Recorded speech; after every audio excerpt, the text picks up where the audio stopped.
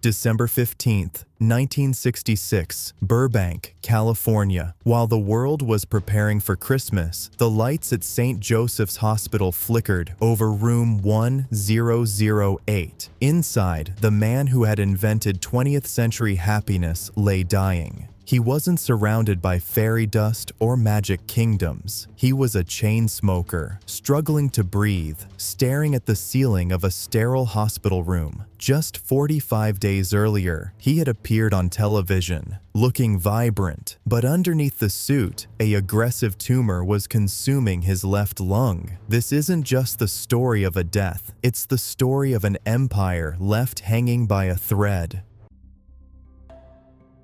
To understand the tragedy, you must understand the stakes. In 1966, Walt didn't care about Mickey Mouse. He didn't care about animation. He was obsessed with something else, the Florida Project.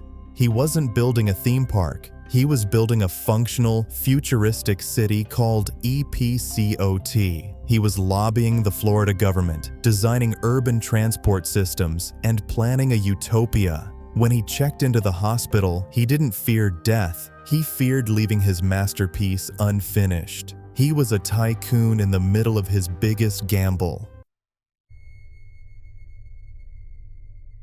November 2nd, 1966. Walt goes for an X-ray. He expects to hear he needs minor surgery for an old polo injury. Instead, the doctors find a walnut-sized tumor on his left lung. The prognosis is devastating. Within days, surgeons remove the entire lung. Walt is told he has 6 months to a year. He had 6 weeks. He returned to the studio one last time, hiding the pain, obsessed with the details of the Florida Project. He told his son-in-law, Ron Miller, "I'm afraid I'm not going to make it."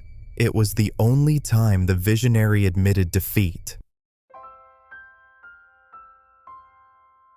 December 14th.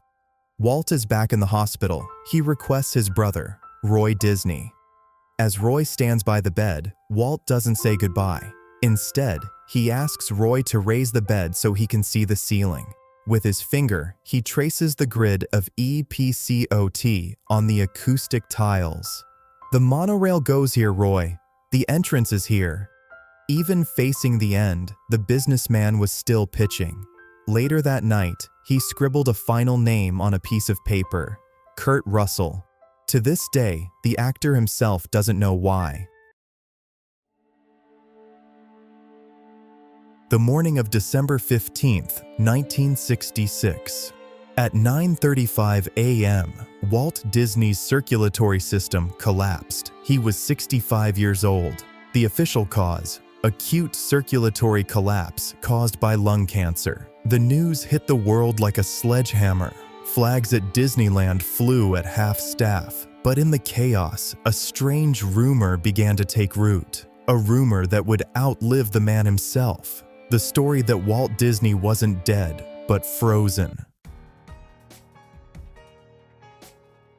Walt Disney died, leaving a massive void. His brother Roy postponed his own retirement to finish Disney World, renaming it Walt Disney World, so everyone would know it was Walt's dream. The company struggled for decades to find its footing without him, but December 15th marks the day the founder left the building, leaving behind a blueprint that changed the world. If you enjoyed this deep dive into history, subscribe for more. What business legend should we cover next? Let me know in the comments.